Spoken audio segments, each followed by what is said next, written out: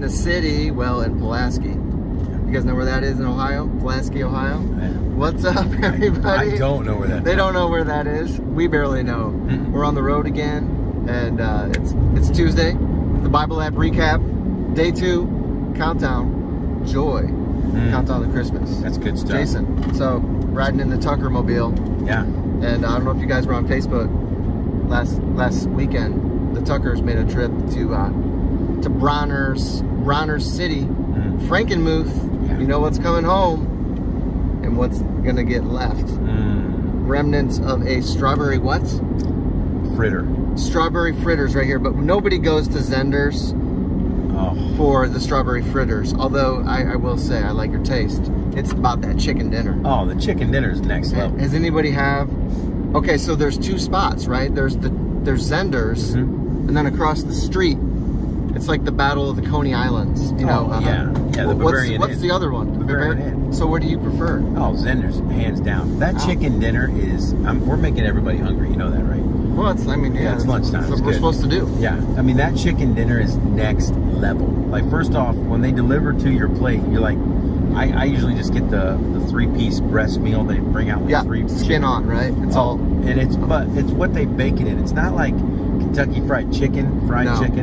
Like you're not going. It's not like extra crispy. Yeah. It's pretty much somehow if they were able to actually like make butter hardened butter in a way that would just go around the chicken. I'm pretty sure maybe there's some breadcrumbs and butter, and then they just kind of sear it a little bit on there, and it is. There's got to be a cast iron skillet somewhere. Unbelievable. Oh.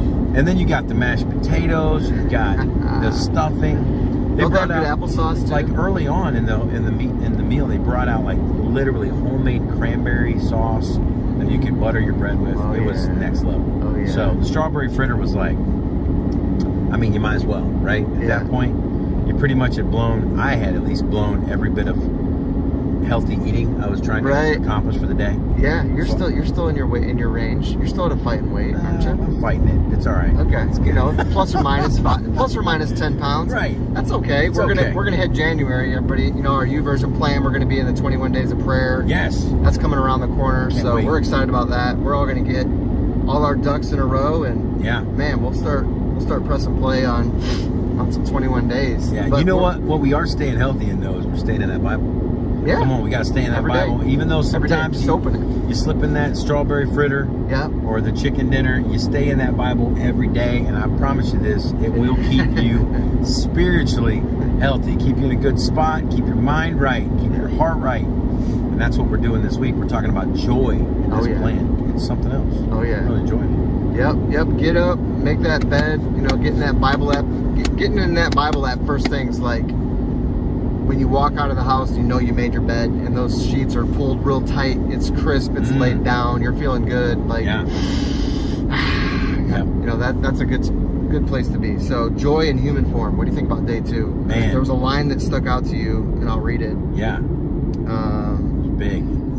Talking about assurance and, you know, basically like that this joy that we're supposed to have is an assurance kind of joy. Right. It's a joy that's related to assurance that we find, and the assurance that we find is only going to be found in things that are sure. Yeah. So what did the line say? Well, it sets it up with talking about the world pre-Jesus, before he entered the world. Yeah. Right. So the Israelites looking forward, they had an expectation.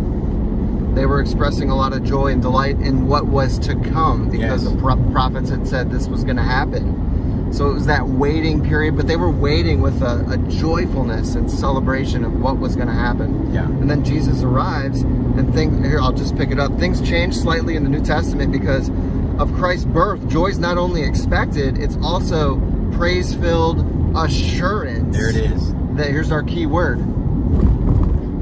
That abides. Yes. A-B-I-D-E-S. Abides. Joy is praise-filled assurance that abides. What that made me think of when I read that this morning was just, what kind of joy do I have? Or what am I calling joy? Because if I'm honest with you, sometimes I have counterfeit joy. I've got that joy that I tried to print, like printing money. Yeah. Oh yeah. I tried to I had that counterfeit joy that I thought was good. I thought it was, but what happened is when unsure times came, I wasn't assured. I'll say that again because that's important. Joy, according to Jesus in the New Testament, it's praise-filled assurance that abides. So the idea is like, I can have joy in my heart. I can have a song in my heart. We wish you a Merry Christmas. We wish you. You want me to sing? We can do it. Come on, it's good. You want to sing with me? Silent night, holy night. Come on, I can have that.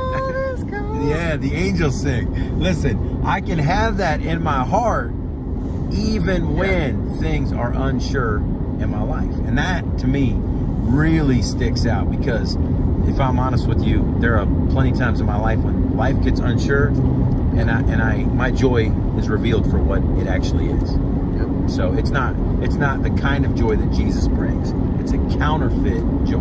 Right. We want that fire-tested, fire-proof joy. Right. That Jesus went. He defeated death. Yeah. He shut up the gates of hell. You know, he did it. It's done. That deal's done. Yeah. That we can be assured that the victory has been won. Absolutely. But we have to walk in it. So that's what we're doing by getting in the Bible together. We're walking in that joy together. Yeah. You know, I know you might be going through a spot, and I might be going through a spot. Hey, let's continue to walk forward. Let's keep our eyes ahead.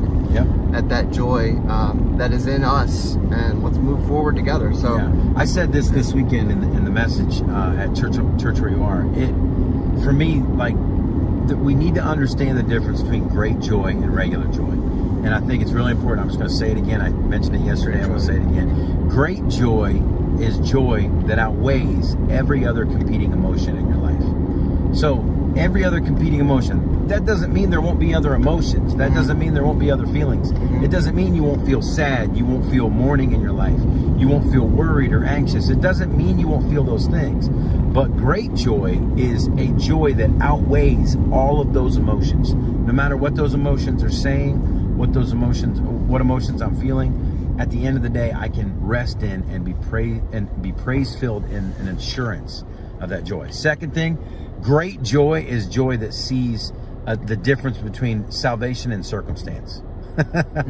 Like, my circumstance is not my salvation. Like, I might be sitting in that moment going, man, I'm really going through a tough spot. Yeah, but remember, Jesus came as a Messiah, as a Savior. Salvation is coming, and you might not see your salvation, but that does not mean it's on the way. Come on, somebody, right? It's on the way, even if you can't see it. And that's the assurance that we have in that, is we need to remember that. But the last thing I said this weekend, man, I want to make sure you hear this. This is the biggest one. If you hear anything, hear this. Great joy comes from knowing that Jesus is the end of my searching. Ooh. I don't need to search anywhere else. Yeah. I don't need to search anywhere else. Like, all roads towards joy lead to Jesus. Yep. So, man, I need direction in my life. That road leads to Jesus. Man, I need some peace in my life. That road leads to Jesus. Man, I really need some purpose in my life, Brian. I need a purpose. I need to wake up with a purpose in my life. That road leads to Jesus. Great joy comes from knowing Jesus is the end of my searching. We want to make this marriage better. Jesus is the end of our searching. We need to go searching for Jesus. That takes some pressure off. Yeah, I think of, like, when you get in that search mode, it's almost getting like caught in one of those department store, you know, wheel entrances, you know, where you're just going in circles. You're perpetually seeking all the time. That's exhausting, man. Oh, man. Ooh, I mean, you might feel good for a little while, like, oh, I'm really finding myself. I'm really exploring, like, who I am and you know, how I relate to the world and who is God and all that. Like, look, we got to be an eventual finder. Jesus did it. Yes. He's found it. So that's it. I like that. That's a real good take home to end us. Yeah. What kind of foundation do you have? Let's establish that today. Find it. Ask ourselves that question. Do I have a praise-filled, joy-filled assurance in life that is abiding in my life? Or is it fleeting? And for all of us, there's times that it's fleeting, but we have to remind ourselves, we got to get back to the truth and the reality that the only thing that's sustainable joy in life, the only well that never runs dry, is when you make Jesus the end of your searching. There it is.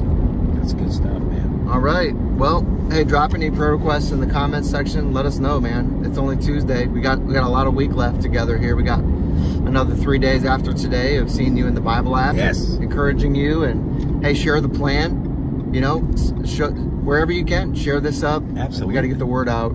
Get the church where you are is going to have a. Man, it's just going to be a big party this weekend. We're getting ready for the 26th, where everybody's going to be jumping in at the same platform. Fired up. All across all the tri-state area. Jason and I have been on the horn with people all over out of state who are going to be showing up, sending you Christmas pictures. Yes. So you can see. Sending Christmas pictures on this video. To me. Send them to me. Send them to me. No, it's good. Yeah, a little competition. A little competition. All right. Okay. Yeah, send those Christmas pictures in. Even if it's a picture with you, someone in said, the chat right now. Yeah, you can leave them in this chat. Yes. Someone said earlier to me, I don't have a Christmas picture. I didn't take one this year. Put a Santa hat on. Yeah, go stand by your tree. Like, come on, take Instagram. an ornament. Like, you can put like lights around it, the border and all that. You can make it look Christmassy. You don't need some fancy thing. Yeah, the reason we're doing it is because we're putting together a virtual Christmas card for our Church Where You Are service on the 26th. Yeah, we want our church family involved in this. So we've got a bunch that have turned pictures in, but hey, have you? Because we want you to do that, to be involved in it, because we think you are Hashtag Brian. Put the picture in the chat, and then Brian got you in, because I'm behind. I got to catch up. I'm like 5 or 6 behind. So let's make it up in this. Okay, let's make it up. Put your Christmas pic. Randy, I know you're in here. I know Randy's already sent me one. Randy, you don't got to send another one. Yeah. Actually, you could. Yeah. Send one of your kids. We'll count it. Yeah, there you go. I love it. All right, guys. Hey, we love you. We'll see you.